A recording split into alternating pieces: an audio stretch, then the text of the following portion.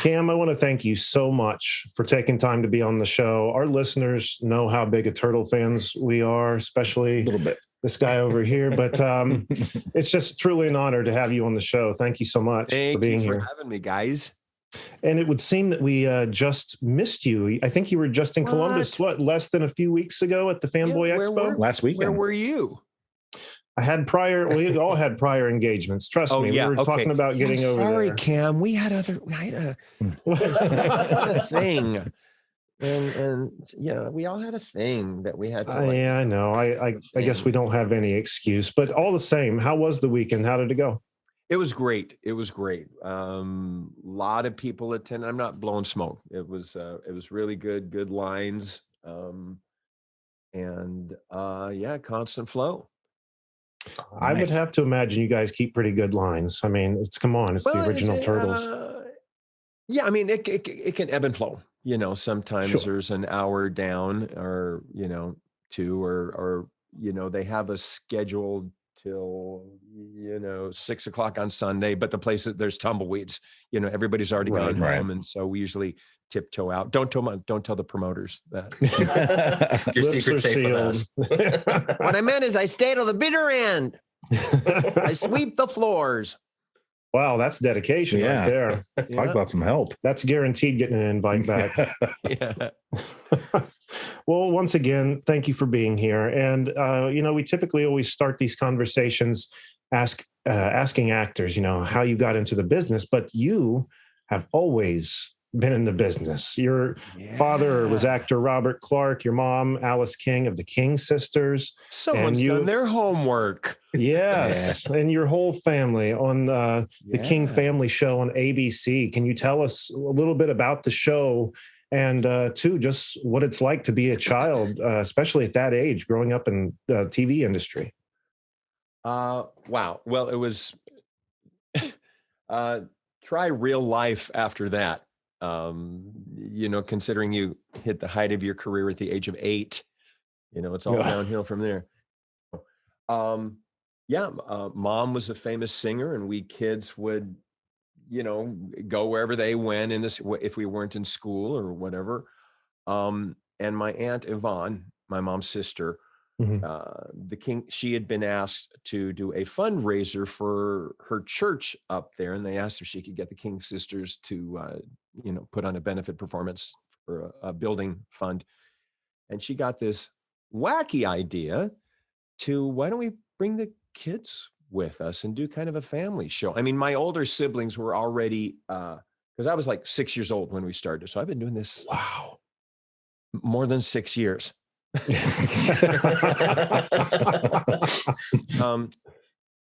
And sorry if I'm sniffling, it's not cocaine. I've been working out in the yard. Oh, I wish it were a little cocaine. I was make for an interesting interview. Yeah, right. Yeah. Sure would. That was coked up Cam. Coked up Cam. Saturdays at 8. Don't touch that dial. Coked up Cam. Tuesdays this fall. He'll be back quicker than you can even imagine. That's right. And so the older siblings were already the go-to kids in Hollywood for doing any background singing, like on the movie Bye Bye Birdie. They, were all the high school kids in that, or Frank Sinatra's High Hopes. They were the kids on that, or Doris Day, Que Sera Sera. Wow. So they were already, doing it, but in the studio behind the mic is when I was talking, because and we will touch on this later, I'm writing the memoir of 100 years of entertainment from one man's family, from vaudeville, from vaudeville through Ninja Turtles.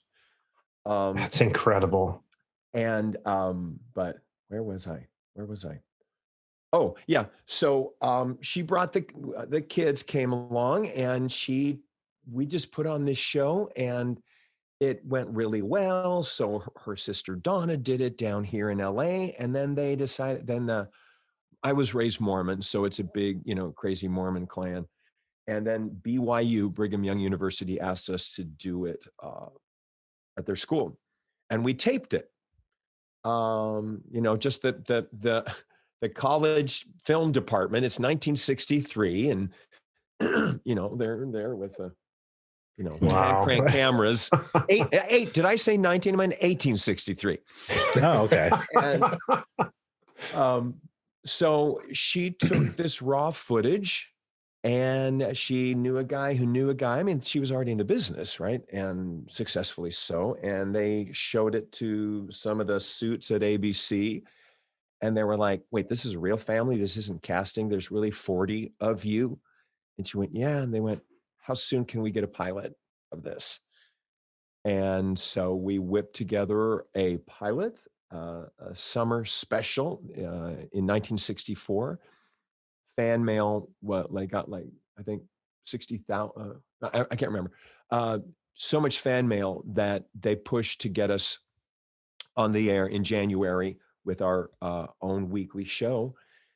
And the rest is history. So it was just kind of this accident, on a whim, she went, let's bring the kids on. Sure. And it really hit a chord with, mid-century America. We were just like apple pie and American flag and all that. Right.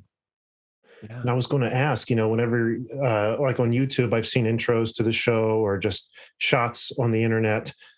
I was going to ask, are there really that many people in your family? But truly there are. You said 40? In the original, Mom is one of 8 siblings. Okay. So it was these 8 kids plus their children. So you have 8 sets of parents. That's 16 just for starters. Grandpa, who was like 78, this white hair, looked like God. And 50 million. We had a set of teenagers, and I was like the oldest of the little kids. There were 7 of us, and about 16 teenagers.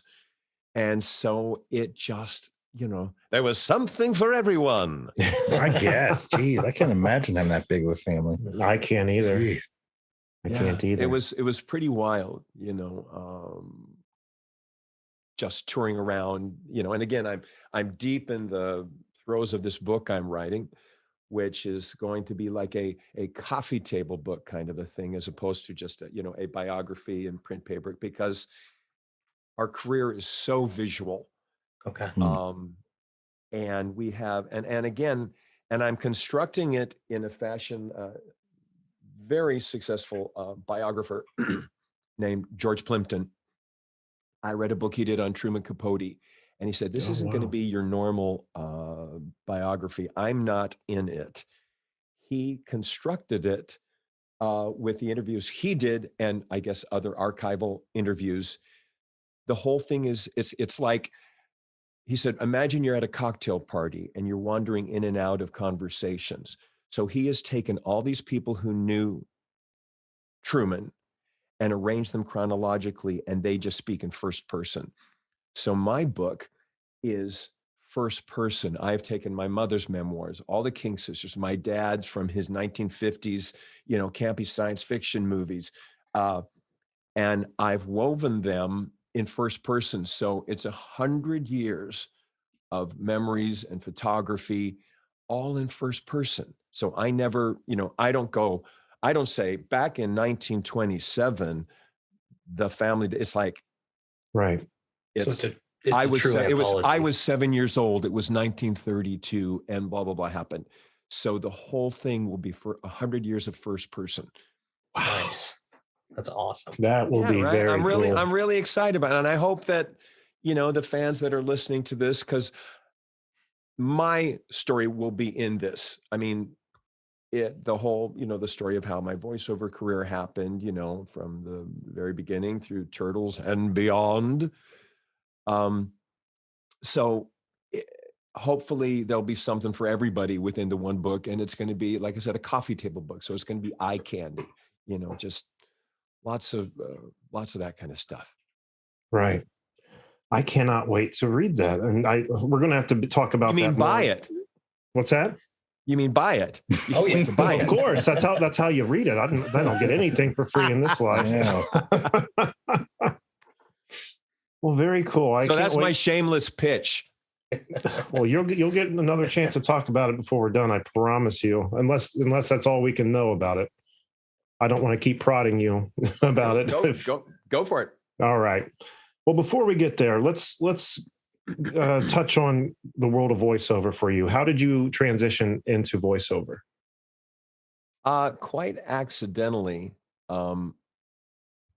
I was working after the King family. I started booking things on my own, did a couple of pilots and stuff. And then I went on a mission for the Mormon Church, one of those fellas, Book of Mormon boys. And I came home from that. I was in Argentina for 2 years. Wow. And I couldn't get arrested. My agent who had said, yeah, don't worry, when you come back, we're here for you. The door's always open. It's like, hello, hey, open the door that's always open. The door is unlocked, but it's not. And, couldn't get the guy to return my call. And I couldn't get arrested. I mean, I got agents, no problem. And they were always just flabbergasted that I wasn't, hey, he didn't get in to read on that, blah, blah, blah, blah, blah. Or, oh, come on. I had no trouble getting an agent, but they couldn't get me an interview for a job. Just don't know what to do. I don't know. My brother was an associate producer at Warner Brothers in post-production.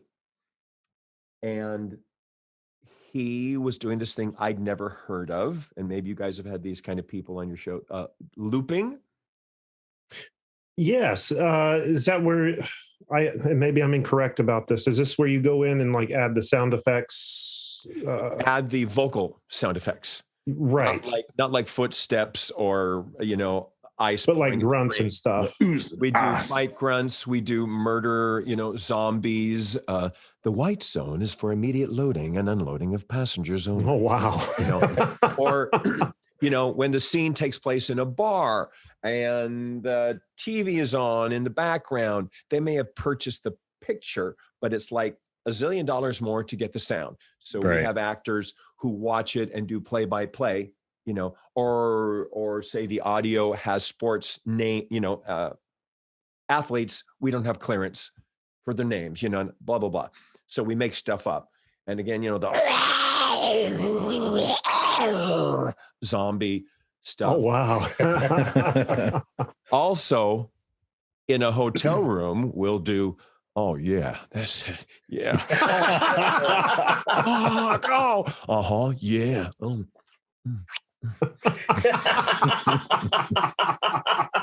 And canceled. No, we really do. There'll be some, sketchy motel and you hear porn, some funny scene where you hear the porn coming through the right. And your principal actor's going, oh my God, I can't get any sleep, and the pound on the wall, turn that off or whatever. So any kind of secondary human stuff, even, applause or whatever, because also like in a scene, like say we're the four of us are at a restaurant. We have our master shot and then we do your close up and your close up. There's going to be a bump in sound. All of the extras, they're just, they're not talking. They're not talking. We lay that in because if I cut from our master shot to this, the two shot over here and the reverse over here, the sound would bump. Right. So all that crowd stuff, be it a football game or a wedding or a rave or, whatever. So I started doing this and I met on one of these jobs, my name started, going around and somebody hired me for something outside of my brother's show. The show that he worked on was, at this point, was a show called Enos. Which was a spin-off of Dukes of Hazzard. Oh, okay. It sounds so familiar. It didn't. I think it was like one season or half a season. It did not have legs. Anyway, I started doing some work over at Columbia, and there was a woman hired on this job who took a shine to me, she and her husband.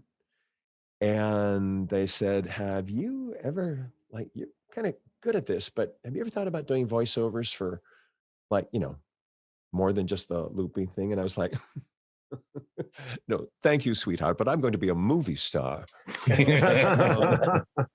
And this woman's name was Linda Gary. And she was she was in the 70s. She was the Tress MacNeille. She was like, before Tress MacNeille, there was Linda Gary. And she and her husband just took me under their wing, set me up with a coach, then got an agent, and it was just like, okay, thanks. I mean, it just was like, it just fell into my lap. And because these, I don't think I would have even thought that, it just didn't cross my mind. You guys grew up where you're aware of voiceovers. Right. Sure. And my generation, nobody cared who voiced Bullwinkle, or Archie or whatever. It's a cartoon, Right. Mm-hmm. and it's such a different world. When I got into the business of cartoons and stuff, had no idea what you babies were into. Yeah. And so I just never looked back, and it was just, but it was because of her. I don't know what would have happened if I hadn't met her, if I would have, because it was an inside track. Right. That's incredible. I can tell you what would have happened. We would have had a really strange sounding Leonardo. Yeah, Good answer.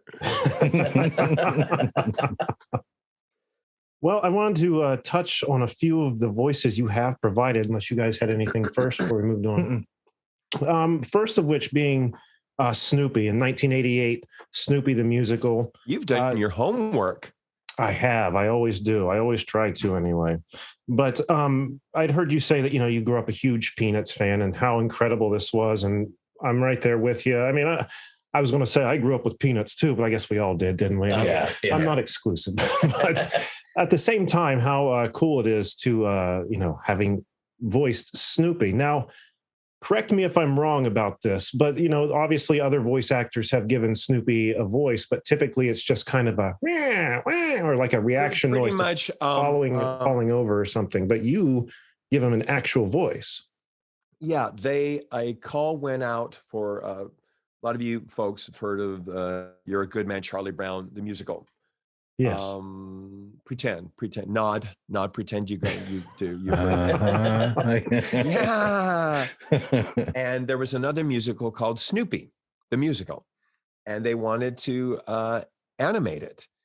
And so a call went out, and I was like, I have so got to land this job because this is my childhood. And just like when, fans will come up to my table at one of these conventions and, say, oh man, I had the backpack and the thing, the lunchbox and the blah, blah, blah, blah.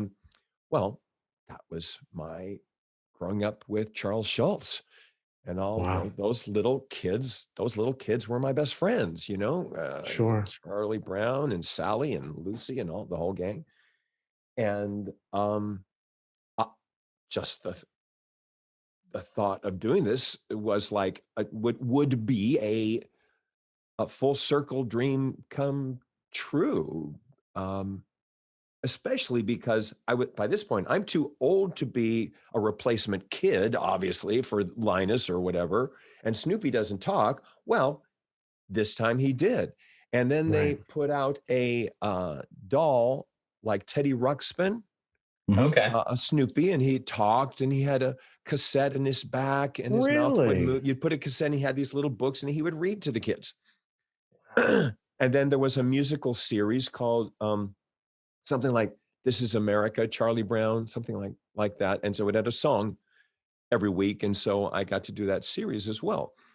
The best part was getting to work with the producer, Lee. Oh my God, Lee. Help me. Oh shit, I don't know. not Bill Melendez, Mendelsohn, and because he had created, the show, and one thing that was terrific was, if you guys are, familiar with like Great Pumpkin or Child on Christmas, there's a lilt to the child actors. They're like, "Thank you, Charlie Brown. You've been a perfect model. If we cut the eyes like this and the mouth," it's like Rocky Horror. I have Great Pumpkin. And they all do their lines like this. "Halloween is over and I missed it. I want restitution." Baba jubber jubber. Yeah. Well, the producer would literally stand this close to the kids and give them line readings. And he's not an actor. So a grown-up, so he's this man going, "Thank you, Charlie Brown. You've been a perfect model." Now, if an adult had said that, it's go, okay, get the hook, right? But it accidentally added a signature sound to me as a voice person, a signature sound to the dialogue, a musicality. And it was the first time kids were used to play kids. It wasn't June Foray and wasn't anybody doing their, this kind of kid thing. They were real kids. Wow. My one regret from it is Charles Schultz was not hands-on at this point on the project. Why I didn't take advantage of that window to arrange a meeting with my idol, I kicked myself. And, I'm 25 years old or whatever. And, everybody's going to live forever and nobody dies. And, I don't know why I didn't pursue it, but I didn't. And I kick myself. But still, I got to work with that production company, and it was a dream come true. I am sure it was. How cool. That's such a cool story. I've never, I'm going to have to go back and listen to some of those original recordings. I never knew it was actually children. That's incredible. I don't know if I knew. I didn't not think they were, I think. Just because it's just something I typically never give much thought to because you're wrapped up in it, but damn. And then the nuance that brings that makes what Cam Clarke is today. That's incredible. I love that. Yeah. So, okay, let's jump over to He-Man and the Masters of the Universe, the 2002 series. Oh, wow. Do it one more time. Well, first, they wanted to get, Prince Adam and He-Man out of the same actor. And I guess in the other incarnations, they had two different actors. I'm sorry, I'm embarrassed to say I don't know. But so the audition went out. They wanted somebody. So it was, I played both parts.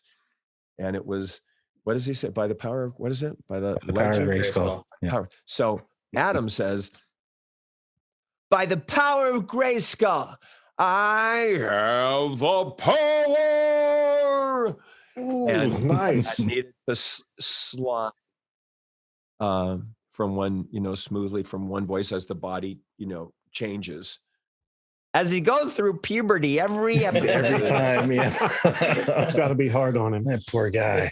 Were there any nerves for you taking the reins to this character? Because this was the first series, if I'm not mistaken, that came after the original. So, I would imagine for the person who voiced Leonardo for the first time after you did it was probably nervous. Like, I hope I can deliver on fan expectations of what Cam has set up with this character. Was there anything like that when it came to... You're so cute. You're so sweet when you say things like that. I'm not trying to be. You honestly don't think that's happening out there? Come on. I don't know if the guys who did the first movie, because I'll tell you this. Again, I'm not a fan of the genre. I mean, I loved watching cartoons as a kid. As a young adult, I went to all the animation festivals. Spike and I, do they still have them? Is it Spike and Mike? Anyway, these animation festivals, and the lines were around the block of animation geeks. But it was more it was about the finished product. It was about, like Creature Comforts, Will Vinton's Creature Comforts, that claymation, amazing claymation stuff that he reinvented after Gumby, took it to a whole new level. But what this world was, it was a job. It was a job. So it didn't even cross my mind that I was following in somebody's footsteps. It was like, Sure. Okay, they're changing guard, and I'm auditioning for the next one. I was in a short-lived reboot of Felix the Cat, playing Oh, nice. playing Poindexter, and that was a hoot for me because I would run home from school to watch that. After school, I'd run home to watch Felix the Cat. Right. But there was no like, oh my gosh, someone has already done this, and can I live up to it? It was a great job doing a cartoon, and I booked it, and yay for me. Sure. Yeah, you did a great job. Well, thank you. Thanks. However, subsequently, as the younger kids have moved into doing this, they do come from your world, where voices, I guess you could say voices to your generation who want to do this, it's like being a movie star.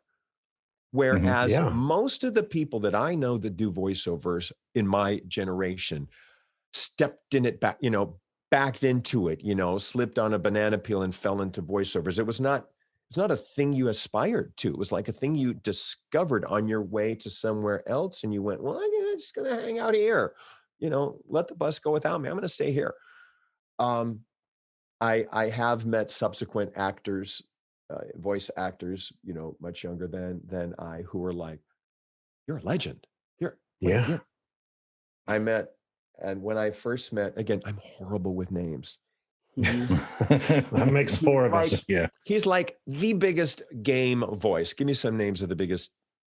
All I can think of is younger than I. Maybe, I don't know how old y'all are, but I'm thinking of Charles Martinet from Mario. That's all that's coming to mind. Crap. That's really.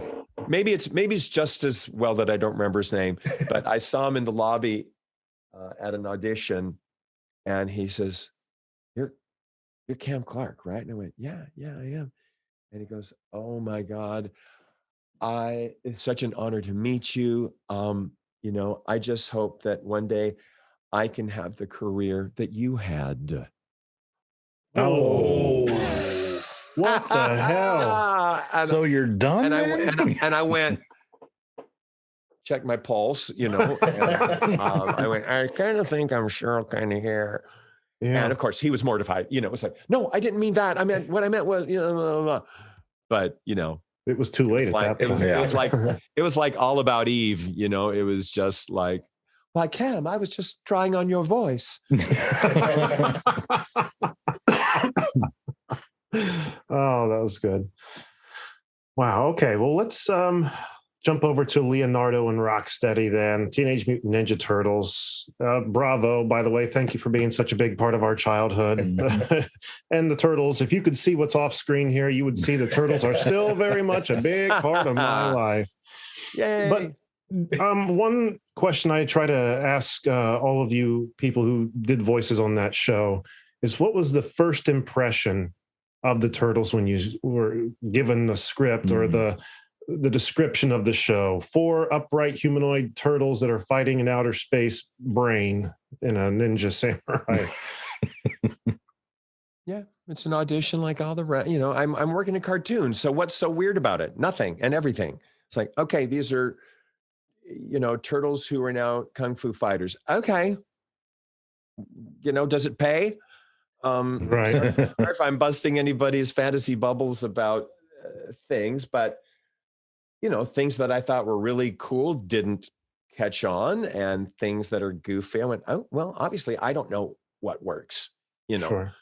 But it was, you got to remember, and it was such a golden era to have been a part of this 1980s, 1990s, to early 2000s. Yeah. There were these many of us in the business that did most of the work.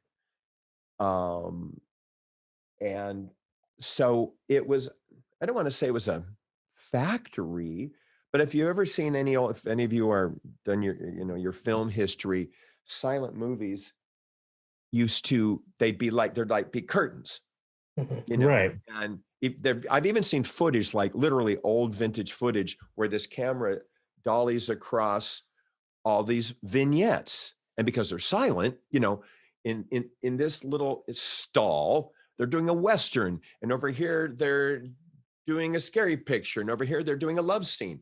And there's cameras going, in each of these things, and they're cranking them out. It's a factory. Mm-hmm. Every day I was auditioning for this or that or the other. And I booked this one and I didn't book that one. And I got the job for this and not for that. So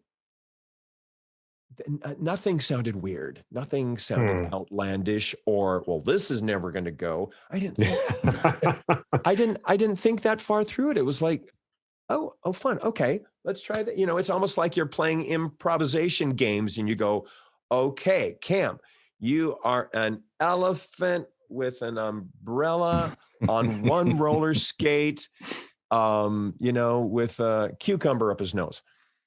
And it's like, okay, all right. Let me see. Give me a second. It's just like that. It just comes out. Just happens. It's just what I did. It's, It's what you do, not did. Remember? Right. Yes. Yeah. Thank you.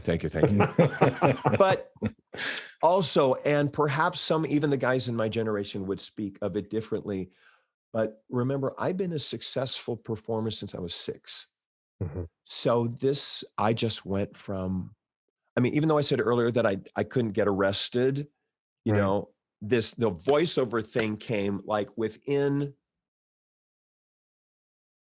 a year and a half of my being home from Argentina. And so it's not like I was, out on the street sleeping, or having my last cup of coffee going, I have to move back to Nebraska. I'm throwing in the towel. So it was just the next thing. Right. And even we kids in the King family, in my family, as we're writing this book, and because I'm not the only one writing, I've asked the other family members, my cousins, to also submit stuff. So it's multiple authors. And the common thread is we took so much for granted because it's what we did. We were kids and our moms were famous. And, Liza Minnelli, I heard an interview where she says, well, to me, she was just mama. And so it's like, if Liza Minnelli can think of Judy Garland as just mama, I'm not out of line to go, they were just my moms. Right. And likewise, I went from one television show to the next television show, and that's not working out anymore. But hey, here's this thing called voiceovers, and that's working out. And so just, just galloping through. Right. And yet still in those early days, like I said, I didn't take advantage to meet Charles Schultz. Also, it was all in a day's work. But when you're 25 or whatever, and if you are indeed successful, there's not, at least for me, there wasn't I can't believe I'm doing this cartoon show. That's how I would be. Yeah. It's what I do. It's what I've done since I was 6. So it's just business as usual. More. It's just more. So would it be fair to say that was the same kind of reaction then when the Turtles blew up, like Turtle Mania took the world by storm? Was it, those Turtles are like cartoon Beatles, you know what I mean? Like, yeah. Were you still in that same kind of mindset, or yes. How was that for you? There was no, I can't believe we're, but also remember we're voiceovers, so there's no recognition. Right. It's not like you walk on the street and some, people are snapping your picture or whatever. And for me, and again, I'd started in looping, remember? So I'm just hoping the show that I'm on gets picked up for another season. Right. One of the first shows, and I contract the loop. Oh, I shouldn't say that because I don't want anybody to reach out to me. I did, like, for a couple of my first shows that I did were Touched by an Angel and Oh, wow. and Walker, Texas Ranger were two of my Oh, boy. shit. Now you got me. Really? The original? Yeah, I'm a fan. But you see, Well, anytime they roll down the stairs having one of those cowboy fights, that's Cam. That's Cam. oh, And to digress, I'm doing some transfers for my book. This is going to pop. Sorry, y'all. It's going to pop up through the whole interview. that's fine. Please.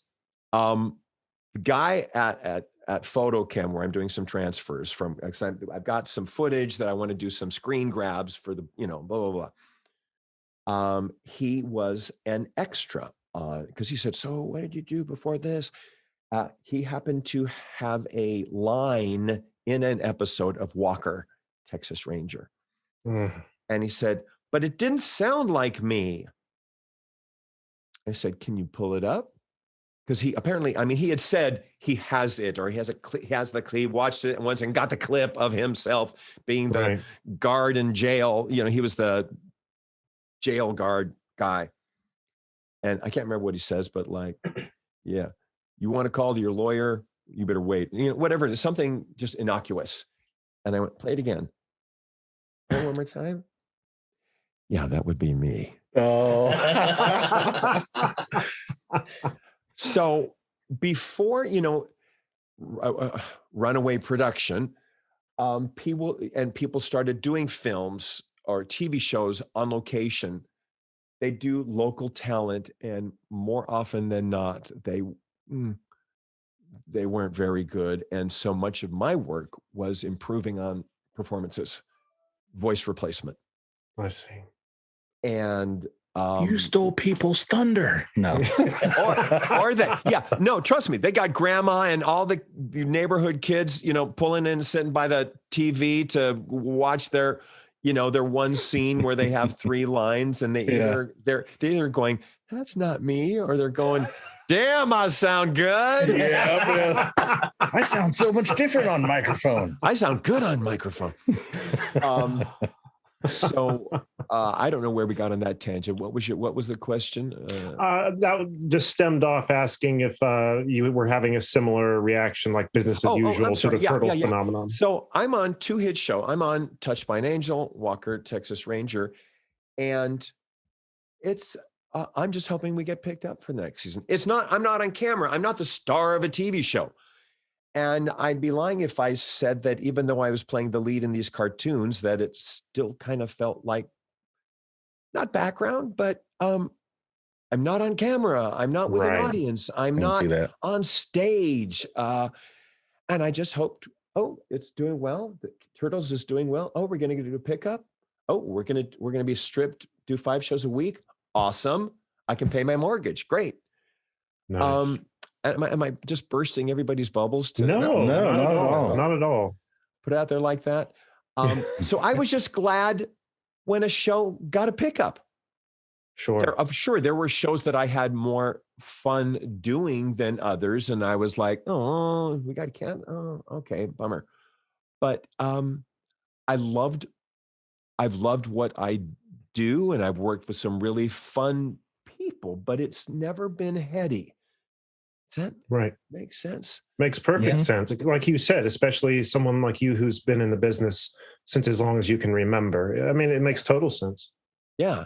I remember one time, and this old chestnut, there's only so many old stories, and there's only so many ways I can spin the same story. After knowing it was, a success, I was at the movies and saw this little kid. You've probably heard this one. Little kid with his turtle hat and turtle doll and t-shirt, whatever. And he's got an ice cream. And I'm thinking, I say to my friends, hang on a sec, guys, go ahead. I'm going to give this kid a thrill. And I go up to him and I go, hey, and I lean down, hey, so you're a Ninja Turtle fan? And he's like, yeah. So he's licking his ice cream. And I said, well, guess what? He goes, yeah, what? He goes, I said, I'm Leonardo. And he goes, uh-huh. And I'm Donatello. Oh. And I'm stuck there leaning down, and his parents are probably going, who's the perv? Get away from my kid, you know? Who's trying to steal my kid's ice cream? Right. You know, and I went, oh, okay, yeah, duh. This isn't Cam. This is Leonardo. And when it did start to get successful, and again, I just keep harkening back to, I've already done the fame thing. I've been doing the famous thing since I was a kid. So that's not new. But people would want to show me off to their kids, like when you guys were little, and I would go, they're not gonna get it. Yeah. This is gonna freak them out. Do you have 2 lines to your phone lines in your house? Let me call them from the office line, and that they can get. So I said, look, leave your kids, you know, let them, when's their birthday? I'll give them a birthday call. And that works. That works. Sure. Yeah. But to go, hi, little Susie, I'm Leonardo. And it's like, Mom.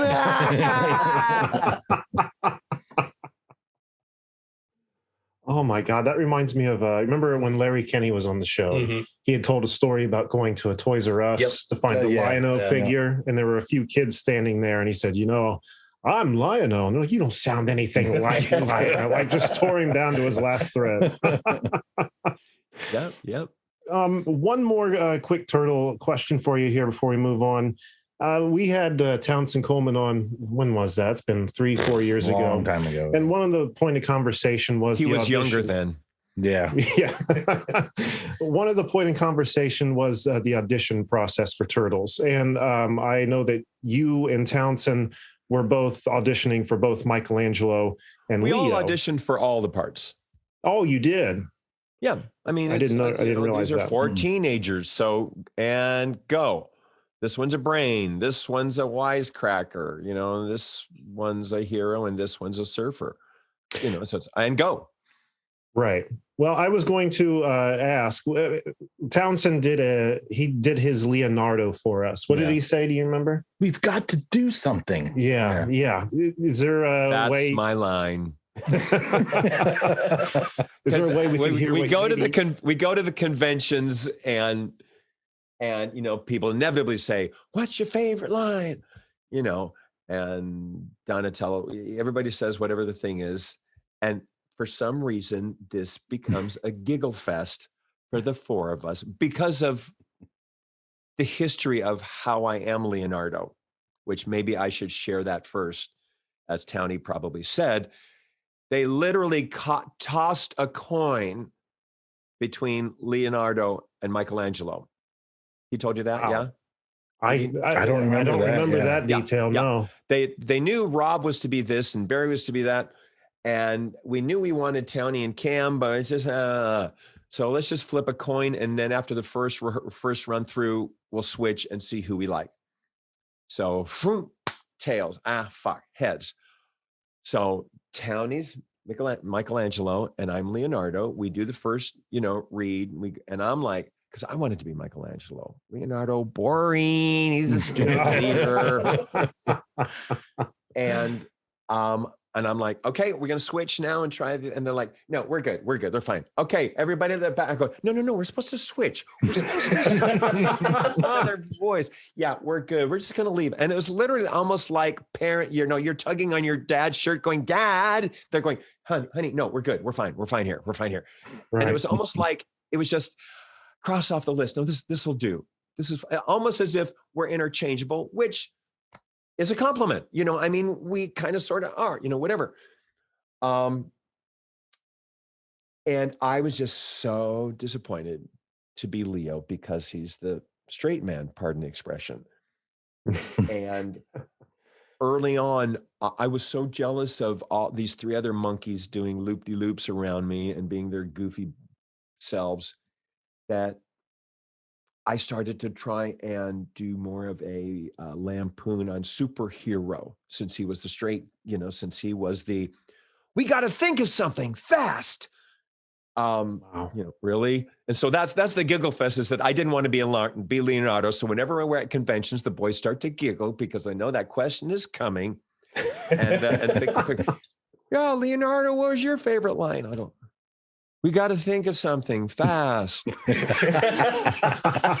Because so I started trying to give him more bravado and stuff. And the director, on a break, calls me out in the hall and goes, "What are you doing?"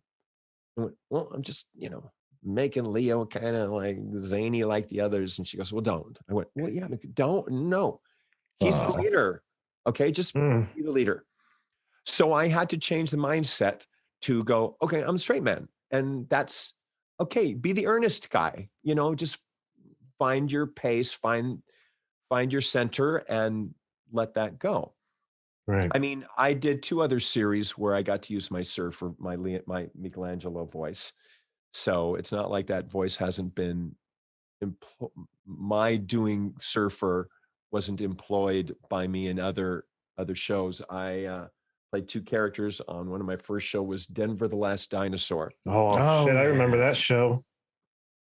And I played Shades, who is a surfer dude, who's just like this. "Denver, what's your problem?" And then I also played No, I'm sorry. Shades is the Latino kid. I played that, East LA guy. This is before you had to be politically correct and all that, Mm-hmm. So I did this guy, and I also did this guy. And I just kind of figured Michelangelo was rightfully mine, because guess who's a local here? Guess who's a surf kid? Guess who's from LA? Guess who's from the Valley? Right. Me, not you corn boy from Cleveland, Ohio. Not the Jewish kid from New York or wherever Barry's from, or Rob, who's like from Chicago or where, I don't even know. They're these Midwest, farmland people. I mean, because we were talking like this already, Yeah. You're doing it before. We're like, we're ground zero. So, it's like because I was employing this voice long before anybody else was doing it, because it's like the kids sitting next to me in school were ground zero, Wow. And then I also used it in a very short 2 seasons, I think it was, an animated version of the Attack of the Killer Tomatoes. Oh yeah. Yes. And Liars. You've never heard No, not at all. We definitely remember that comes show. up at least once every 50 episodes. It comes up quite a bit. Yeah. Well, not lying. Igor, they made him a surf dude. Right. So, yes, master, whatever that was, sorry, master. Man, so that's a taste of what your Mikey would have sounded like right there. Possibly. So my Mikey would have, he'd been here. So it's pretty much kind of the same thing, but the timber's a little lighter. Because Tony's kind of, down here. And mine was kind of giving more, like right up here kind of thing, which is what I did for Shades or Mario, whichever it was. It's more of a free spirit surfer. Yeah. It's a little more hippie. Maybe it's a little more hippy dippy, Yeah, and a little more airy fairy. We should have gotten Rob to read some Donatello lines when he was on. I don't know why I didn't think about that. Right? Yeah. How cool though. So having done and so Townie much- and I were already friends. We had met did he tell you where we met? No. Mm-mm. We were contestants on Super Password game show. And oh man. we met in the talent pool to be on the show. And we just were like, what? And we just hit it off. And from that day, before, he says we met before that at an audition. I don't recall. Because I don't remember first impressions. But we became friends, and it wasn't even about work. It was like we met and we both failed miserably on this game show. I think we both were given parting gifts of a Mr. Coffee Maker and a year's supply of pantyhose or something. That was very valuable back in the day, Mr. Coffee Machine, right? Yeah. So having done so much voice work for American animation, video games, as well as dubbing Japanese anime, is there one medium that you find is harder than the other that you're more comfortable in, or? Well, dubbing, is a craft, and it's not easy. It's a craft, and it requires craftsmen. Sure. It's a whole different animal, and it pays the worst and should pay the most because it's hard. It's hard. Well, and especially nowadays, dubbing is so easy, and also they can stretch, and the computer can take care of myriad of problems. But when we started, you had like a gecko, you had to be able to separate your eyeballs because one eye is watching the lips in Robotech, and one eye is watching the count, the counter, with the seconds, Right.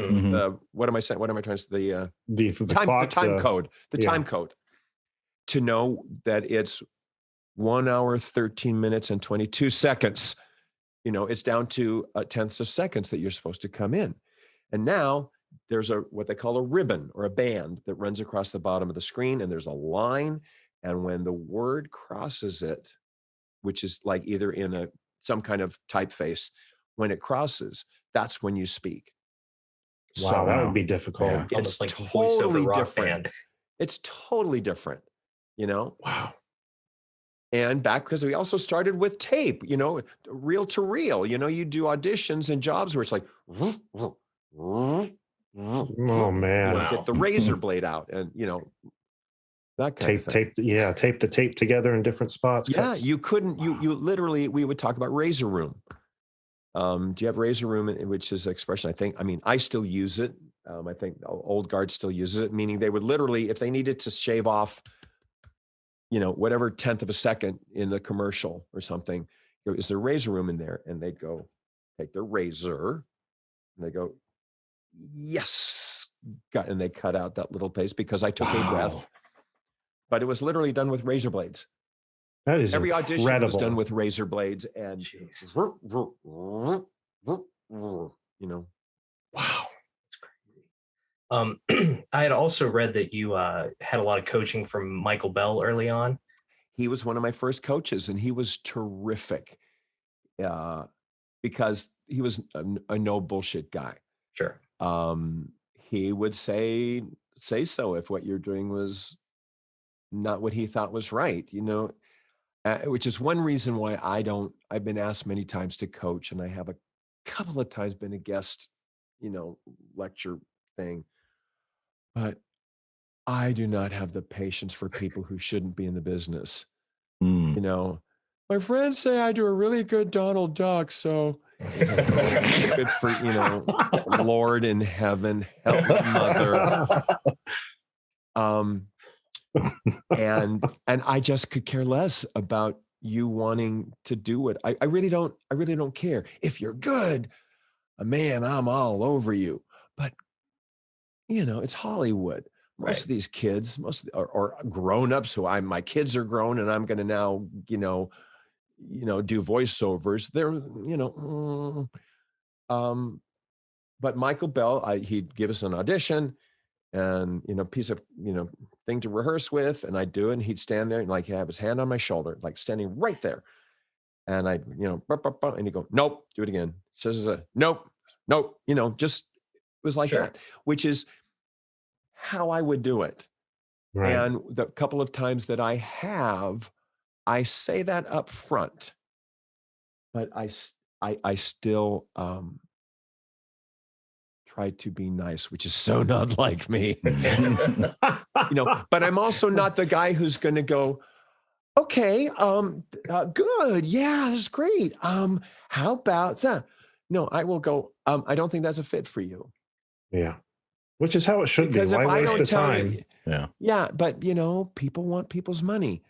And well, then don't call me, because I'm not your guy. I would love if there was such thing as master classes or something.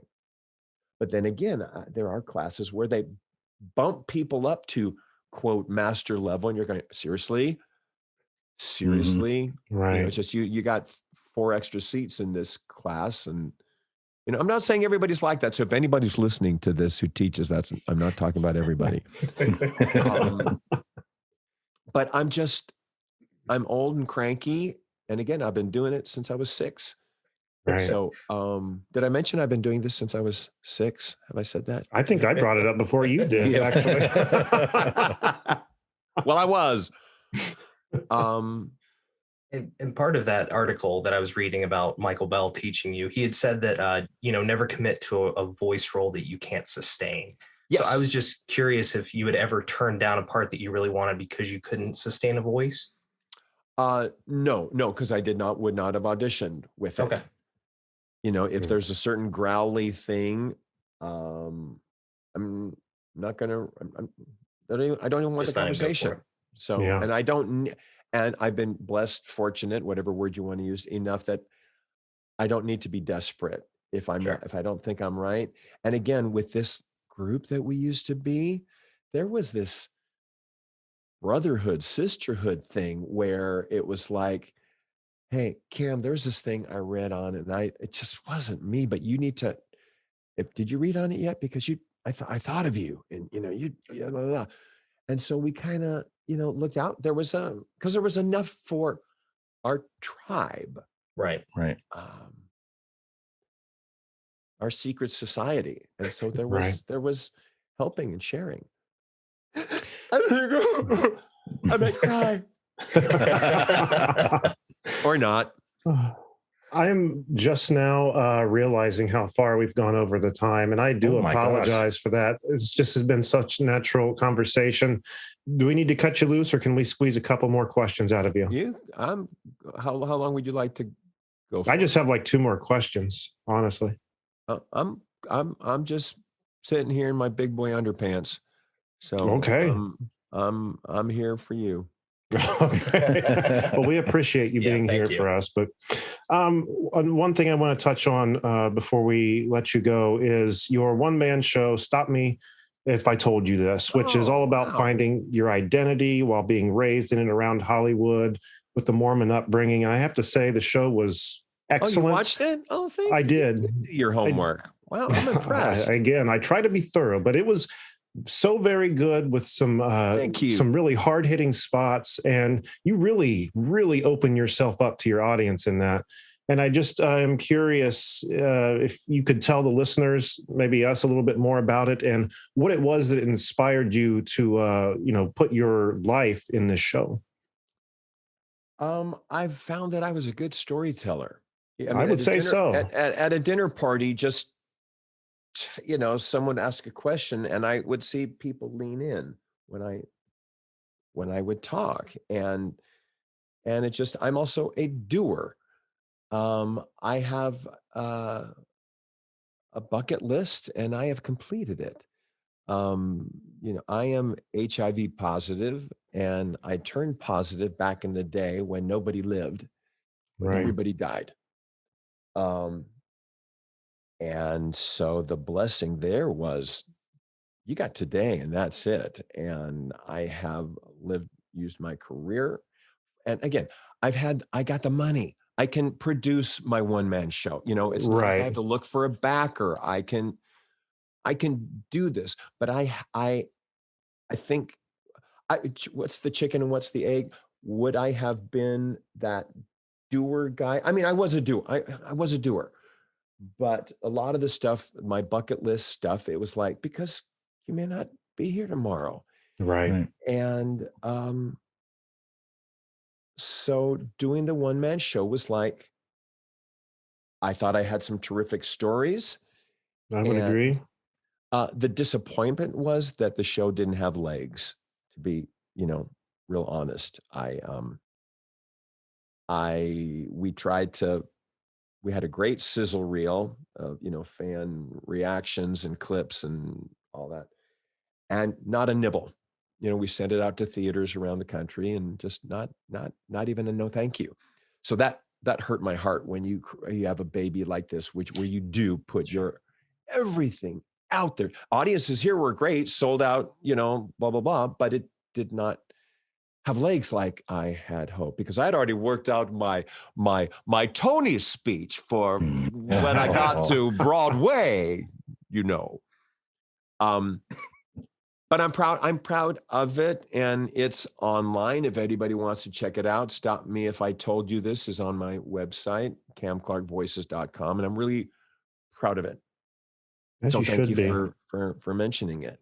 No problem. I'm glad it's up there for people to watch. It was very entertaining and again, Thanks. very hard hitting at points. Yeah, so, will there ever be a chance of this being done live again, or was that just? Well, someone's going to have to knock at my door or go online and watch and go, "Hi, I run a theater in Chicago." And, you know, Right.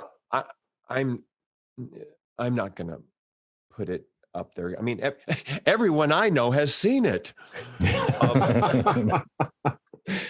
Oh man, well, I encourage people to check it out because it's really really good. And then at the top of the episode, you talk about this memoir coffee table book you're working on. Do we have a title for this? Do we have a release date? Anything like that? Well, I want it for before the holidays this year, so I'm thinking like September-ish, October, right in there. It's called "Now They're All Here," which was a line that. The one line my grandma had, only line she had on any of our shows. And it was a Thanksgiving special. And my little cousin Adam runs up. And actually, give me 1 second. Sure. Stop roll.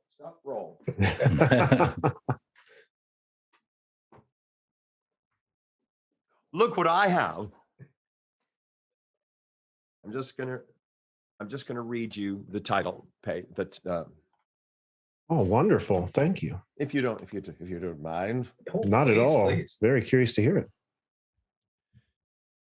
The title of this book comes from the one and only line our Grandma Pearl ever had on the show. You'll hear it just after the opening number of our 1967 Thanksgiving special. In this scene, a 7-year-old Adam comes sprinting across the dusty road that leads to an old Victorian home. He scrambles up the front porch after everyone else has arrived, and without breaking his stride, gives Grandma a quick peck on the cheek. Rushing past her, he disappears inside the house to begin what is sure to be a wonderful, magical Thanksgiving day. Cue Grandma. "Now they're all here," she proclaims, as the sound of music swells in the background. 50 years on. Sorry. 50 years on, when the last of any of us arrives just about anywhere, someone announces the same, signaling the beginning of what hopes to be a delightful gathering. There are other catchphrases gathered along the way, scripted or improvised, that hold special meaning, which I'll share with you as we go. But for now, this will get you started, because now that you are here, we are indeed all here. See how I did that? Wow. That's awesome. Yeah. Thank you for doing that. Sorry, didn't mean to get, No. No, I love that. Wow. Oh, I want it right now. Yeah, so don't post this interview till like late August. Oh, I can't do that. Well, when that does come out, we'd love to have you back on to talk about it more, promote it, and guys. stuff. I would love to. I would love to. That would be fantastic. I did you have another? Was there another something else you wanted to mention, or was that kind of your?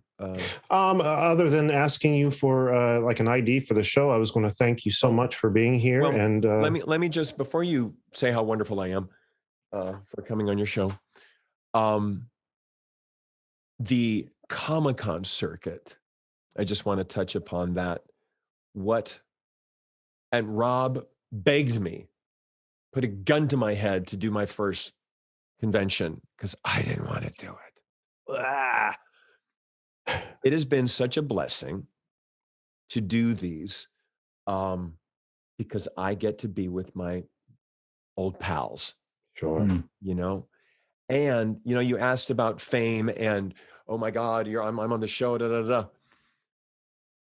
There is a gratitude that comes when you get to be my age, but rarely do you get to revisit why you are where you are without this weird thing, Comic-Cons that are just like whatever. People, you guys, people your age come up and they say, you were my childhood and you helped me get through this rough thing. Or my favorite thing was when this and So we're getting these accolades that because we're voiceovers, we never had a roaring crowd. There was no standing ovations or encores and stamping feet or whatever. So we had this double wonderful thing of getting to hang out with each other and also meet you guys. And a couple of years ago, Honda did a Christmas commercial using the original Turtles. They were putting out their late, whatever year it was, the new model of whatever car. And they hired us to use our turtle voices, and they've animated or like claymated. I don't know what the word is. They had the real action figures that you guys had, the original action figures. Okay. And they're bouncing around the car and doing cartwheels and around inside the car. And our lines are like, remember when you got us for Christmas and then you lost us at camp? Well, you can get that feeling again with. And we sat there in the studio, and this commercial was the first time we were all in the studio together in 30 years, 20, whatever it is, whatever it was. And we're going, the people on Madison Avenue grew up with us. And they decided that what feeling could better sell our car than that Christmas morning that we got when we got our Ninja Turtle dolls or your birthday, whatever. So that's humbling. Get back to a couple of your first questions. Right. It's because we've got this after the fact opportunity for you guys who are full on grown-ups to tell us about it. Whereas if I'd had a sitcom, if I'd been a generation earlier and you had a sitcom, you never talked to fans. There was no place to do so. Right. Mm-hmm. So it's just been a real treat. Well, we're glad you came into the convention circuit, and certainly glad that we get to sit here and have such an amazing conversation with Cam Clarke. Thank you so much, man, for taking time to do guys, this. For letting me go blah. I just went on for days. Maybe I am on coke and you just don't know it.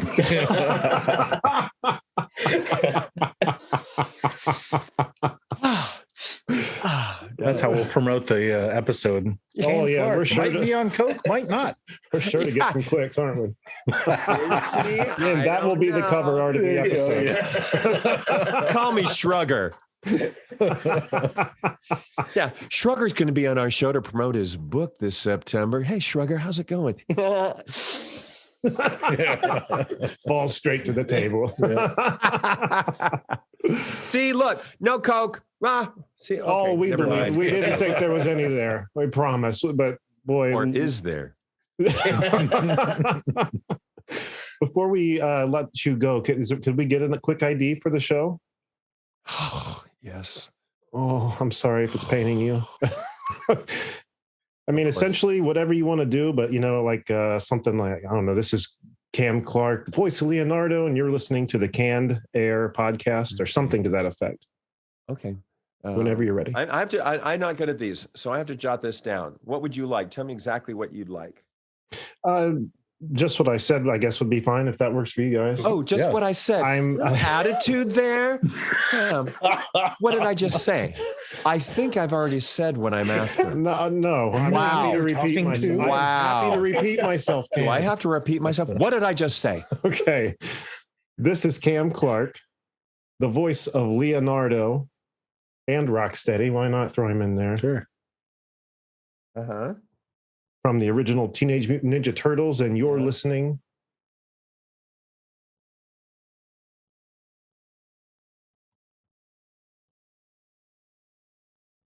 to the Canned Air podcast. Canned Air podcast. Okay. Ready? Whenever you're ready, sir. Hey, this is Cam Clarke. I am the voice of Leonardo and Rocksteady from the original Teenage Mutant Ninja Turtles, and you are listening to Canned Air. Take 2. Hey, everybody, this is Cam Clarke, the voice of Leonardo and Rocksteady of the original Teenage Mutant Ninja Turtles. And you are listening to the Canned Air Podcast. Check it out. Beside myself Thank you right so now. much. Beside myself right now. Thank you. I was going to so screw much. around and be like, no, that doesn't work. Try something else. No. Cam, that was, that's okay. No, love it. It's really good. It's really good. Don't get me wrong. You are so good. We will cut you loose, sir. Yep. But thank you so much for being so generous with your time.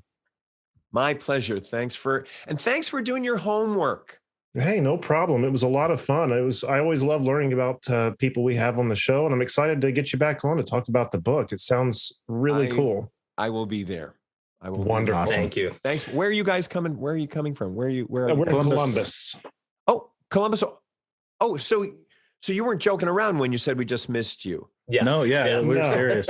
No, we were Oh my looking gosh. at going to that convention, but we didn't get our press passes in time, so we didn't get to go. Yeah. Oh, well. Bye. Sorry. Bye. I didn't know. We're not putting blame on you. Sorry. Yeah. I had nothing to do with that. Shut up. Why would just because Leonardo is the leader doesn't mean he is in charge of press passes. They were like, Cam Clarke said no to you guys. We were going to say yes, but he said no. He was wiping his nose a lot too when he did it. And on that note, here's I should have done my Michelangelo for your podcast. You did. Here's canned heat. Canned air. Oh, I see. For the stinger. All right. Bye, kids. Bye, Thank Cam. you so Thank you much. so much. Have a great night. Bye.